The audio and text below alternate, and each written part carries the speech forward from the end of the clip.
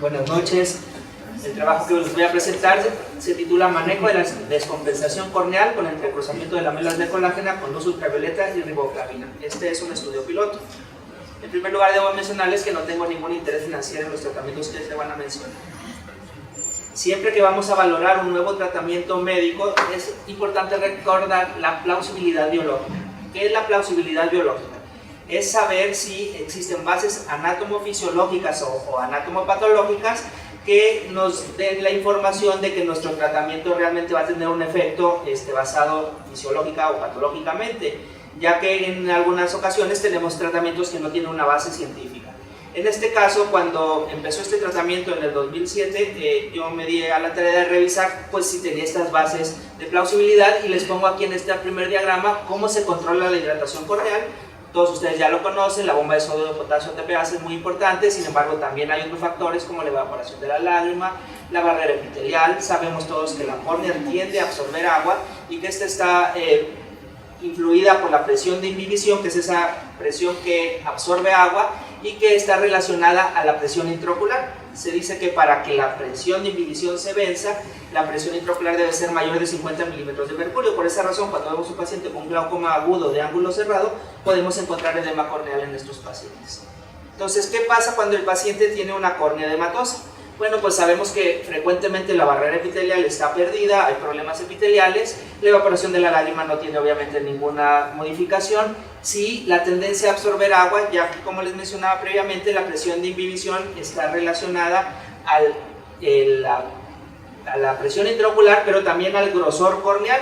Les pongo aquí un ejemplo: si el grosor aumenta a 600 micras, la presión de inhibición va a disminuir a 30 milímetros de mercurio, y si un paciente tiene una córnea que mide 1 milímetro, la presión de inhibición es 0, o sea que esa córnea, nada más por este factor, aún y teniendo células endoteliales normales, va a estar edematosa. Obviamente, frecuentemente la bomba de sodio de potasio ATPase está también alterada. Entonces, si ya vimos cuáles son los cambios, en dónde puede influir el cross-linking o en el cruzamiento de lamelas de colágena, pues les pongo aquí una en verde donde pudiera influir. La barrera epitelial, como vamos a ver más adelante, uno de los resultados que se ha visto con el cross-linking es que mejora la barrera epitelial y por eso disminuye la sintomatología. La tendencia a absorber agua disminuye, y esto es debido a que hay una afectación en el grosor corneal, y esto ya que el espacio entre las lamelas de colágena se hace más pequeño y no hay ese espacio para que entre el agua, y al disminuir el grosor corneal pues también mejora la presión de inhibición. Sin embargo, es importante mencionar que la bomba de sodio y potasio ATPase no tiene ningún efecto, y esto es importante porque esto hablaría de la persistencia del efecto a largo plazo. Entonces, con esta información decidimos realizar un estudio cuyos objetivos era conocer los cambios anatómicos, morfológicos y biomecánicos inducidos por el tratamiento de cross-linking en córneas con edema corneal secundaria de disfunción endotelial, y evaluamos estas variables que están aquí mencionadas. Para esto hicimos un estudio prospectivo, longitudinal y experimental, en donde incluimos pacientes de cualquier edad y género, que obviamente tuvieran la patología a estudiar, la descompensación corneal, que tuvieran un consentimiento informado, y como nuestro seguimiento era de 6 meses, que pudieran acudir a estos seguimientos. Excluimos aquellos en los que ya tienen un factor de riesgo para tener una complicación, como sería un paciente que tiene una infección corneal y si yo además le desemiterizo la córnea o una infección de la superficie ocular pudiera empeorar. La presencia de leucoma, porque entonces no podríamos valorar de manera adecuada los resultados. Como es un estudio experimental, pues no queríamos tratar a pacientes que tuvieran un ojo único visual o pacientes con algunas otras alteraciones. ¿Cómo lo hicimos? Hicimos primero una historia clínica completa con una exploración oftalmológica, y aquí es la primera parte donde evaluamos nuestros resultados, evaluando la transparencia corneal. Esto lo hicimos con una escala que desarrollamos para el mismo, en la que la evaluamos de acuerdo a las estructuras del segmento posterior que podíamos observar, iba de 0 a 3. Después de una evaluación oftalmológica les hacíamos los estudios auxiliares, que en este caso, como íbamos a medir por grosor y biomecánica, hicimos el LoRa y la paquimetría ultrasónica. Para que estos estudios fueran más representativos, hacíamos 4 estudios, tomábamos el promedio como el valor a estudiar, y todos los estudios los realizaba un mismo técnico experto en el uso de estos estudios. Hicimos el tratamiento con una técnica de Siena, que la técnica de Siena y con remoción del epitelio. La técnica de Siena, como ustedes saben, el tiempo de impregnación en lugar de ser 30 minutos, como fue descrito inicialmente por el doctor Seiler, es por 15 minutos y la exposición sigue siendo de 30 minutos, aunque ya sabemos que hay equipos nuevos. En este caso usamos los equipos habituales. Y luego hicimos una revisión al primer día, primera semana, primero, segundo, tercero y sexto mes, evaluando todas estas variables. Estos son los resultados. Estudiamos con los 5 pacientes, 3 de ellos masculinos. Como estábamos estudiando pacientes con descompensación corneal, obviamente los pacientes eran de una edad adultos mayores. De estos es importante que 3 de ellos tenían enfermedades asociadas, de ellos 3 glaucoma, y de los que tenían glaucoma, fíjense cómo estaban usando inhibidores de la anhidrasa carbónica, que es importante recordarlo para la discusión, y uno de ellos tenía diabetes mellitus. Les traigo los resultados en tablas y en gráficas. En la tabla aquí del grosor corneal, vean cómo los pacientes empezaron en 790 micras y terminaron en 729, y estos cambios fueron estadísticamente significativos en todos los meses, menos en el tercero. En relación a la transparencia corneal, empezaron con un 0.4, o sea, casi no se visualizaba nada del segmento posterior, y terminaron con un 2 más menos 1, y estos cambios también fueron estadísticamente significativos. En relación a las bulas, al inicio 2 pacientes la tenían, y en el seguimiento solo un paciente en el segundo mes volvió a desarrollar bulas subepiteliales. En relación a la agudeza visual no hubo un cambio, y ahorita vamos a tratar de explicar por qué. La presión intraocular, vean cómo todos los pacientes tenían una hipertensión ocular, la mayor parte de ellos, sobre todo los pacientes obviamente con glaucoma, y que esta hipertensión ocular se mantuvo durante todo el tiempo, y esto es importante para lo de que habíamos mencionado de la presión de inhibición. Y la histeresis corneal, como está descrito en la literatura, los pacientes que tienen descompensación corneal tienen histeresis bajas, los pacientes que tienen glaucoma tienen histeresis bajas, entonces los pacientes tuvieron histeresis bajas durante todo el seguimiento. En esta gráfica es más fácil de ver cómo el grosor corneal disminuyó desde la primera semana y se mantuvo más o menos estable hasta el sexto mes, que fue el último seguimiento que realizamos. Aquí es importante que les mencione que aunque el promedio, el adelgazamiento fue de 61 micras, si dividimos los pacientes entre los que tenían glaucoma y los que no tenían, vean, los pacientes que no tenían glaucoma tuvieron una disminución de 128 micras, sin embargo los que tenían glaucoma solo 16.3 micras. En la transparencia corneal sucede algo parecido, hubo una mejoría en la transparencia corneal, pero sobre todo fue de los pacientes en los que no tenían glaucoma. Los pacientes que tenían glaucoma también tuvieron una mejoría en la transparencia corneal, pero no tan importante. En la presión intraocular, como está descrito en el tratamiento del cross-linking en pacientes habituales con queratocono o alguna otra patología, en la primera semana generalmente hay un pico hipertensivo y luego este se va estabilizando durante el tiempo, y así se comportaron nuestros pacientes. Y la histeresis corneal disminuyó después del tratamiento de cross-linking y luego se mantuvo estable. Finalmente, como les había mencionado, la agudeza visual no hubo una diferencia estadísticamente significativa, se mantuvo estable durante todo el tiempo. De hecho, hubo una disminución en la primera semana, quizás secundaria a la desepitelización de la córnea. Entonces, con estos resultados, analizándolos en lo que está reportado en la literatura, estos son los otros estudios que se han reportado en la literatura sobre el mismo tratamiento, y vean que nosotros tenemos 61 micras de disminución y se parece un poco a los estudios de los otros autores, aunque tenemos este estudio de solo 9 micras que se pudiera parecer mucho al que tuvimos nosotros con los pacientes con glaucoma. Donde seguramente hay un mayor efecto es en la disminución de los síntomas, ya que todos los estudios reportan por lo menos un 50% de disminución de síntomas a un seguimiento desde 6 meses hasta 8 meses a un año, y no todos los estudios evalúan la transparencia, pero en los estudios donde sí la evalúan, la reportan como mejora, aunque transitoria. En nuestro caso, el 100% de ellos tuvo una mejoría en la transparencia. Entonces, en relación al grosor corneal, ¿qué podemos decir? Bueno, que como les decía, nuestros pacientes sin glaucoma tuvieron una disminución de 128 micras, los pacientes con glaucoma solo de 16, y quizá esta es la razón por la cual nuestros resultados son un poco diferentes a los de algunos autores, porque todos los demás autores en los demás estudios no nos mencionan si los pacientes estudiados tenían o no tenían glaucoma. Entonces quizá los pacientes que tuvieron una menor respuesta sea porque tenían glaucoma o viceversa. También, como les decía, nuestros pacientes todos usaban dorsolamida, y ya está reportado que el uso de dorsolamida tópica puede hacer un engrosamiento de la córnea en pacientes que tienen una córnea con un conteo endotelial limítrofe o disminuido. Entonces quizá esto también afecte, por lo cual los pacientes con glaucoma no tuvieron el efecto deseado. Y también otra razón por la cual quizá los pacientes con glaucoma no tuvieron el efecto deseado es lo reportado por Charmas y colaboradores, que encontraron que los pacientes que tenían más de 700 micras de grosor tenían una respuesta menos favorable, y en nuestro caso los pacientes que tenían glaucoma, que tenían 824 micras de grosor preoperatorio, entonces eran los que tenían las córneas más gruesas.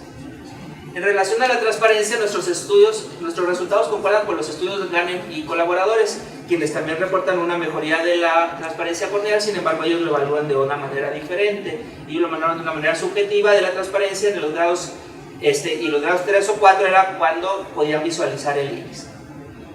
¿Por qué nuestros pacientes, si tuvieron una disminución en el grosor corneal y una mejoría en la transparencia, no mejoraron su visión? Pues pudiera ser porque los pacientes que tenían glaucoma, el glaucoma por sí solo podría justificar su mala visión. En los pacientes que no tenían glaucoma, que tuvieron una mejoría importante de la transparencia, uno de ellos presentaba una alteración macular, una cicatriz por una degeneración macular, por lo cual ese paciente no tenía un buen pronóstico visual y entonces quizá por eso también afecte. Y también podríamos considerar que se ha descrito que aún en córneas con un edema corneal leve, los cambios en la difracción de la luz pueden producir una mala agudeza visual. Y como les decía, las bulas subepiteliales son el resultado, el efecto benéfico más frecuentemente presentado en todos los autores. ¿Qué debilidades tiene este estudio? Obviamente tiene varias debilidades. La más importante, que es un grupo muy pequeño de pacientes. La segunda es que tiene un seguimiento muy corto, y como hablábamos que no hay una afectación o una mejoría en el endotelio corneal, probablemente esta mejoría en la transparencia y en el grosor sea transitoria, por lo menos nosotros la encontramos a 6 meses.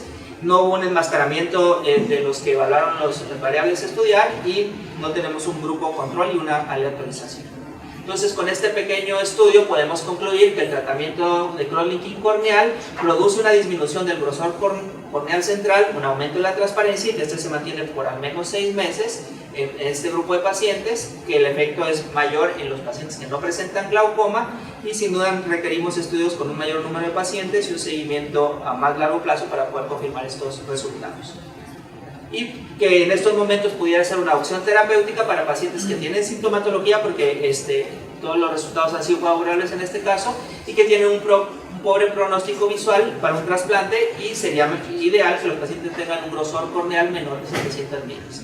O también pudiera ser una buena opción si lo que queremos es visualizar si el paciente tiene algún antecedente que nos sugiere una alteración en el polo posterior. Podríamos hacerle ese tratamiento para poder visualizar de mejor manera el polo posterior y saber con esto si el paciente tiene un pronóstico visual en un trasplante o no.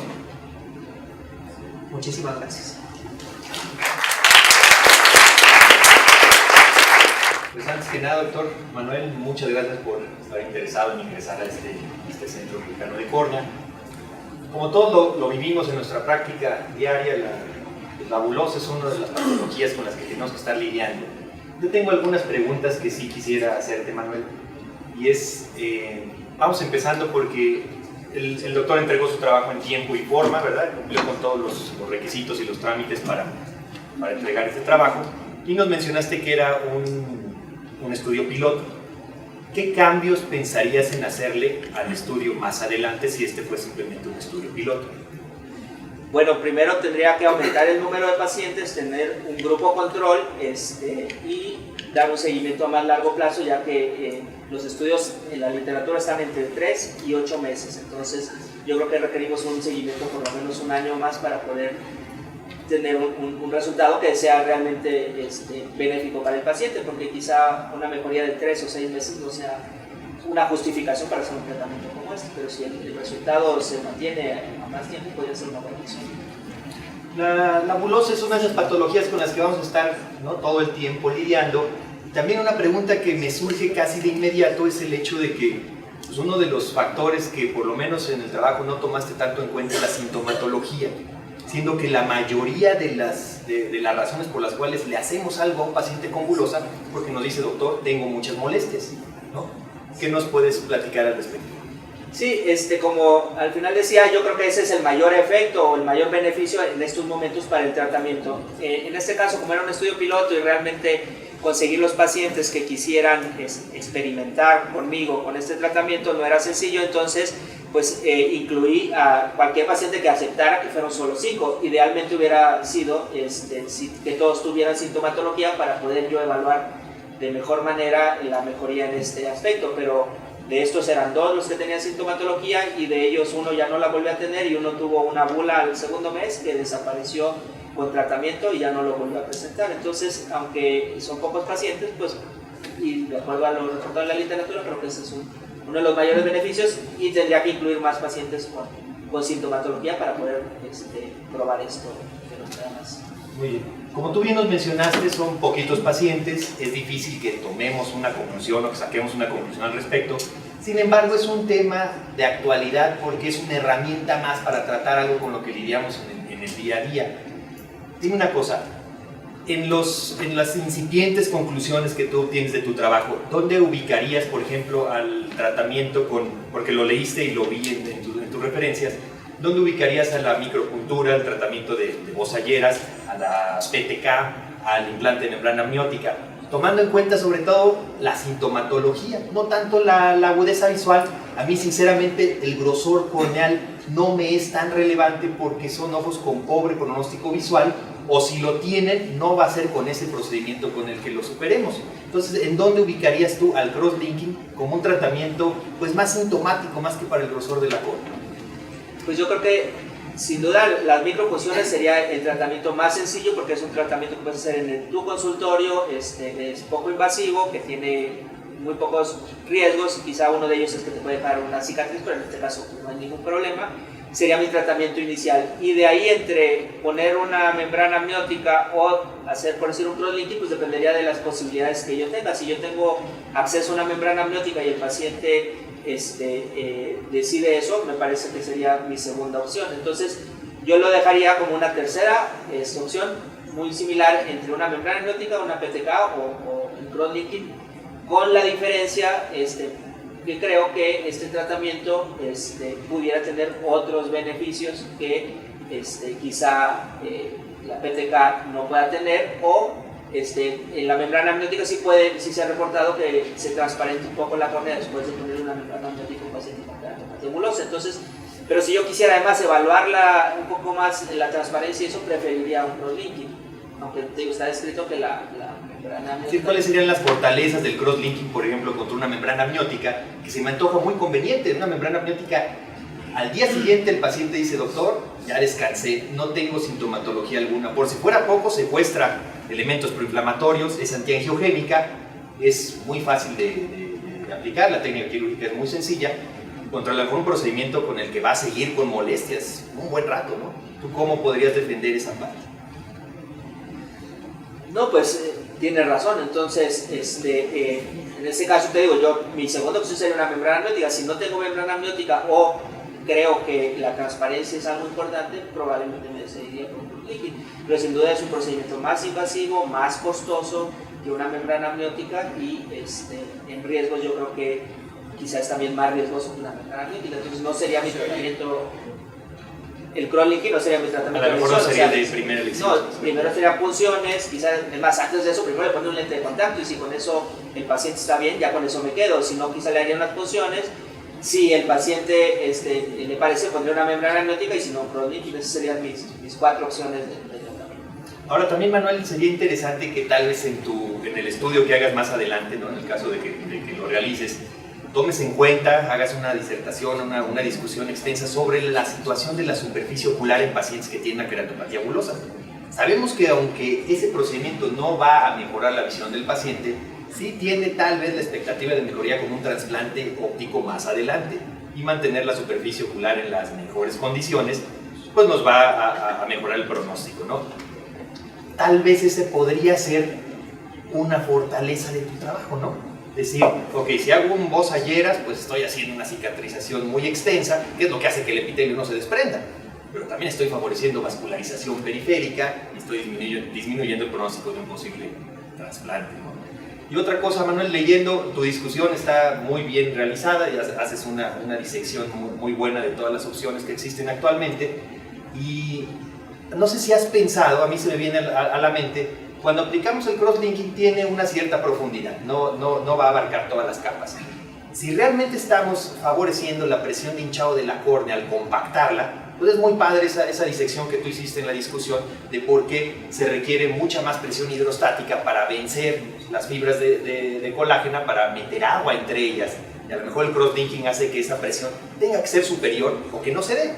Entonces, no sé si te ha ocurrido que tal vez antes de aplicar el crosslinking sería interesante colocar a lo mejor un elemento hiperosmótico que disminuyera el grosor de la córnea para aplicar el crosslinking y pues no aplicarle en una córnea de 900 micras, ¿no? Sí, claro, pues si entre más profundo funcione, sería mejor el efecto. Entonces, si se compacta un poco más antes del crosslinking y lo compactas más, pues puede tener un efecto más profundo. Según lo reportado, este último estudio de Chamas es del 2014, entonces no está en la discusión que te ha mandado, porque es un artículo que ya publicamos en la revista mexicana. Arriba de 700 micras el pronóstico es bastante malo, entonces quizá una indicación sea también pacientes con grosores menos de 700 micras. Y tal vez sería interesante, ¿no? Para tu trabajo, esos pacientes con más de 700 micras, disminuirlo al momento del crosslinking, ¿no? ¿Alguien del público tiene alguna pregunta para el doctor Manuel Garza? ¿No? ¿Algún comentario, Manuel? Bueno, pues no me queda, es para mí un privilegio, un gusto darle la bienvenida al doctor Manuel a nuestro Centro Mexicano de Córnea.